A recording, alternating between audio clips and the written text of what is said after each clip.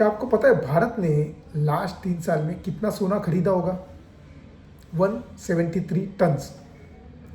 1 ton मतलब 1000 kilo. Yes, RBI ने 2022 में 65 टन का गोल्ड खरीदा, फिर 23 में 34 का, फिर 24 में करीब करीब 13 टन्स का गोल्ड खरीदा, और 25 में वो मतलब लास्ट ईयर करीब करीब 57.49 टन्स का गोल्ड जोड़ा, और उसके अलावा भी उन्होंने 4 टन लिया, तो टोटल हो गया 173 टन्स। जब आपको बताया जा रहा है कि कैश सेव करो, उसी समय पर चुपचाप इंडियन गवर्नमेंट उल्टा ही कर रही है। वो भी तो कैश सेव कर सकती थी, जैसे वो पहले करती थी, डॉलर सेव करती थी, यूरो सेव करती थी, लेकिन आज वो गोल्ड सेव करने में लगी है। क्यों? पिछले 24 साल में दुनिया की सारे ही सेंट्रल बैंक्स, सिर्फ भारत के नहीं, दुनिया के सारे सेंट्रल बैंक ने पिछले 55 ईयर्स के किसी भी पीरियड से ज़्यादा गोल्ड खरीदा है। मतलब ये 55 साल का रिकॉर्ड टूट गया। चाइना होल्डिंग कर रहा है, रशिया होल्डिंग कर रहा है, इवन यूरोप भी पैनिक बाइंग कर रहा है। क्यों? क्या इनको ज्वेलरी बनानी है? नहीं, ये वॉर चेस्ट तैयार कर रहे हैं, क्योंकि उन्हें कुछ ऐसा पता है जो आपको नहीं पता। दुनिया अचानक इतना गोल्ड पे प्यार क्यों करने लगी है? अगर ये समझना है तो आपको गोल्ड माइंस की तरफ नहीं, बल्कि वॉर रूम की तरफ आपको देखना पड़ेगा। फरवरी 26, 22 को टू 2022 को वो ऐसा दिन था जब ग्लोबल फाइनेंशियल सिस्टम हमेशा के लिए एक्चुअली बदल गया। 70 साल तक ग्लोबल इकोनॉमी एक सिंपल प्रॉमिस पर चलती थी। वो प्रॉमिस ये था कि यूएस डॉलर न्यूट्रल है, क्योंकि सारे यूएस डॉलर खरीदते थे, लेते थे, अमेरिकन ट्रेजरी बॉन्ड्स खरीदते थे। आप कौन हो, आपकी क्या पॉलिटिक्स है, उससे कुछ फर्क नहीं पड़ता था। अगर आपके बैंक में यूएस डॉलर है तो मतलब आप समझ लीजिए कि आपके पैसे सेफ है और वो आपके हैं। लेकिन वो प्रॉमिस टूट गया। कब? 22 को, जब रशिया ने यूक्रेन पर इन्वेजन किया। सिर्फ 2 दिन के अंदर यूनाइटेड स्टेट्स और यूरोपियन अलायंस ने क्या किया? उन्होंने कोऑर्डिनेटेड स्ट्राइक में सेंट्रल बैंक ऑफ रशिया के फॉरेन एक्सचेंज रिजर्व को फ्रीज कर दिया। कितना फॉरेन एक्सचेंज फ्रीज कर दिया? करीब करीब 230 बिलियंस। जो रशिया ने वेस्टर्न बैंक में सेविंग्स रखे थे या किसी और चीज़ के लिए वो पैसे वो रखे थे, वो लिटरली गायब हो गए। वो चोरी नहीं हुए, वो खर्च भी नहीं हुए, वो फ्रीज कर दिए गए एक डिजिटल वॉल खड़ी करके। मतलब पुतिन उसके अपने ही देश के पैसे से लॉकआउट हो गया। अब आप सोचिए कि अगर आपका पैसा आपने किसी अगर बैंक में रखा है और कोई बैंक अगर आपका पैसा इस तरीके से फ्रीज कर दे, तो क्या ये एथिकल है? नहीं है।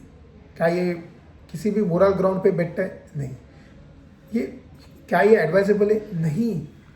लेकिन क्योंकि यूरोप को ऐसे लगा कि अगर ये पैसा फ्रीज कर दे तो जो यूक्रेन के साथ युद्ध हो रहा है, तो उसके लिए रशिया के पास पैसा ही नहीं बचेगा, और शायद जो लड़ाई 1 महीने में ख़त्म होने वाली थी वो शायद 1 दिन में ख़त्म हो जाएगी। ऐसे उनको लगा।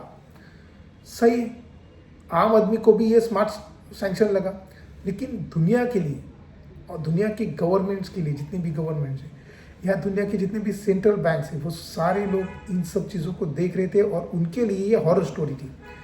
वो इसलिए थी क्योंकि मॉडर्न वर्ल्ड में जब कोई देश अमेरिका को कोई ऑयल कार बेचता है, तो क्या कैश भर के उनको प्लेन्स नहीं भेजता है ना? मतलब उसका भुगतान जो होता है वो कोई कैश से नहीं होता है, वो सिर्फ एक डिजिटल क्रेडिट्स होता है। उनको सिर्फ डिजिटल क्रेडिट्स मिलते हैं। अब फेडरल रिजर्व या यूरोपियन बैंक्स लेजर पर इंट्रीज मिलती है उसको। जब भी कोई बिकता है या कुछ लेते हैं तो उनको सिर्फ एक फेडरल रिजर्व या यूरोपियन बैंक की लेजर पर इंट्रीज मिलती है। एक्चुअली पर पैसा नहीं है। दशकों तक देशों को यही लगता लगा कि डिजिटल इंट्रीज जो है वो सेफ है और गोल्ड है। लेकिन उन्हें वो सॉवरेन इम्यूनिटी पर भरोसा भी था। उनको ऐसा लगता था कि देश की सेविंग सिक्योर्ड है और अनटचेबल है। लेकिन फरवरी 26, 22 को यूनाइटेड स्टेट्स ने ये दिखा दिया कि एक बटन के पुश से वो किसी सुपर पावर की सेविंग को डिलीट कर सकते हैं। मैसेज बिल्कुल क्लियर था, अगर आप वॉशिंगटन के खिलाफ गए तो आपके पैसे गए। लेकिन ट्रस्ट, पूरी दुनिया का ट्रस्ट एक पल में टूट गया। डॉलर सिर्फ करेंसी नहीं रहा अब, जबकि उसका वेपनाइज ये लोग करने लगे और उसका वेपन बना रहे हैं। एक शस्त्र की तरह उसको यूज़ करने लगे। अब आप इमेजिन कीजिए कि आप चाइना के प्रेसिडेंट हैं या तो सऊदी अरब के किंग हैं। आप देखते हैं कि रशिया के साथ जो हुआ, तो आप अपने आप को खुद से एक सवाल नहीं पूछोगे कि कहीं नेक्स्ट हम तो नहीं है? अगर चाइना ने ताइवान पर इन्वेट किया तो क्या ट्रिलियंस ऑफ डॉलर्स उनके भी वैनिश हो जाएंगे? अगर सऊदी अरेबिया ने यूएस फॉरेन पॉलिसी का विरोध किया तो क्या उनका ऑयल मनी भी फ्रीज हो जाएगा? रिस्क तो बहुत ज़्यादा हो गया। इसीलिए देशों ने सीधा अपना अपना अल्टरनेटिव ढूंढना शुरू किया और उन्हें कुछ ऐसा असेट चाहिए था जो सैंक्शन प्रूफ हो। अब दुनिया सोचने लगी कि क्या करें, क्या ले जो सेफ हो। क्या यूरोज ले सकते हैं जो यूरोप की करेंसी है? नहीं, वो तो रिस्की है क्योंकि यूरोप तो अमेरिका की पूंछ है। एक काम करते हैं, हम लोग येन लेते हैं जो जापानीज करेंसी है, लेकिन वो भी यूएस का अला है। उसके खुद के पास 1.1 ट्रिलियन डॉलर्स के करीब करीब अमेरिकन ट्रेजरी बॉन्ड्स पड़े हुए। तो ऐसे करते क्रिप्टो लेते हैं, नहीं बट क्रिप्टो ले सकते हैं, लेकिन क्रिप्टो के ऊपर अब तक जनता भरोसा ही नहीं करती। तो फिर अभी क्या बचा, क्या ले? इतिहास का एकमात्र असेट जिसमें काउंटर पार्टी रिस्क नहीं है और वो है गोल्ड। बस इसीलिए सारे गवर्नमेंट्स, सारे सेंट्रल बैंक्स गोल्ड खरीदने में लग गए। गोल्ड खरीदने की होड़ लग गई। गोल्ड बाकी सारे फाइनेंशियल असेट से अलग है। क्यों? क्योंकि वो यूएस ट्रेजरी बॉन्ड जैसा एक कर्ज तो नहीं है। बैंक में रखा डॉलर भी एक बैंक की लायबिलिटी ही है, लेकिन गोल्ड वो किसी का प्रॉमिस है ही नहीं। वो सिर्फ फिजिकल रियलिटी है, एक्चुअल रियलिटी, एक्चुअल असेट। अच्छा, अगर आपके वॉल्ट में, आपके तिजोरी में अगर गोल्ड बार है तो उसे रखने के लिए आपको किसी की परमिशन की भी ज़रूरत नहीं चाहिए।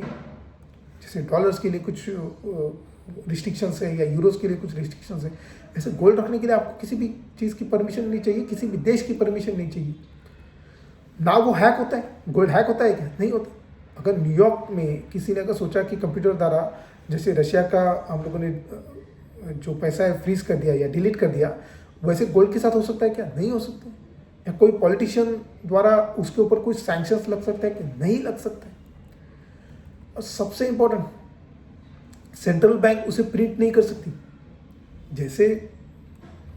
जैसे अमेरिका का डॉलर हर जगह चल रहा है तो वो प्रिंट करके अपने देश को बचा रहे हैं, वो पैसा प्रिंट करते हैं। लेकिन क्या गोल्ड प्रिंट हो सकता है? नहीं हो सकता है। तो गोल्ड मतलब क्या है? गोल्ड मतलब फाइनेंशियल इंडिपेंडेंस। गोल्ड का यही एक मतलब है। इसीलिए रशिया सैंक्शन के बाद गोल्ड बाइंग तुरंत शुरू हो गई, तुरंत, बिल्कुल देश रुके नहीं। लेकिन ये कोई नॉर्मल बाइंग नहीं थी, ये पैनिक बाइंग थी। अभी भी जो बाइंग हो रही है वो पैनिक बाइंग हो रही है दुनिया भर में। वर्ल्ड गोल्ड काउंसिल के अनुसार 1967 के बाद पहली बार सेंट्रल बैंक गोल्ड बाइंग इतनी हाई लेवल पर पहुंच गई है। अब देशों को चाहिए क्या?